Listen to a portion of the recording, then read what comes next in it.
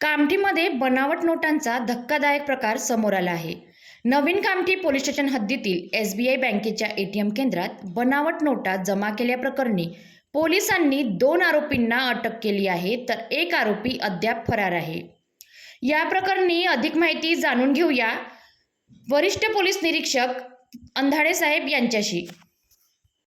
Police Thane नवी कामठी येथे दिनांक 30 ऑगस्ट रोजी state bank of India Kamthi शाखेचे मॅनेजर श्री अमोल राऊत यांच्या फिर्यादीवरून एक गुन्हा दाखल झाला होता बनावट नोटा संदर्भात.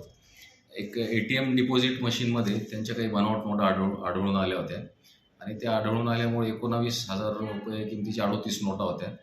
त्या अनुषंगाने मग गुन्हा दाखल झाला. गुन्ह्याच्या तपासामध्ये आम्ही CCTV आणि जे डिपॉझिटर होते त्यांची माहिती घेतली असता ते आशुल रविशंकर यादव वय 42 वर्ष, अरुल रविशंकर यादव वय 36 वर्ष, दोघे स्वामी विवेकानंद कामठी यांनी त्या डिपॉझिट केल्याचे आम्हाला CCTVमध्ये दिसून आले.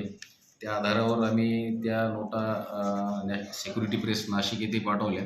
त्यांचा तपासणी अहवाल आम्हाला प्राप्त झाला की त्या नोटा बनावट आहेत. त्यानंतर आज आम्ही त्या दोन्ही आरोपींना अटक केलेली आहे.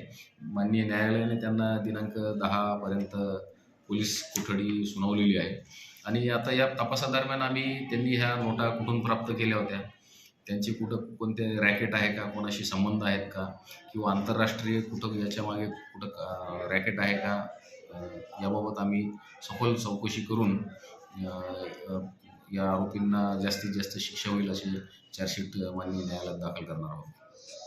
सर, इनके ऊपर में पहले भी कोई गुना दाखिल है क्या? इनके ऊपर पहला कोई गुनाह दाखिल नहीं है. ये इनका पहला ही है गुनाह. हमारी जांच में अभी मालूम पड़ेगा.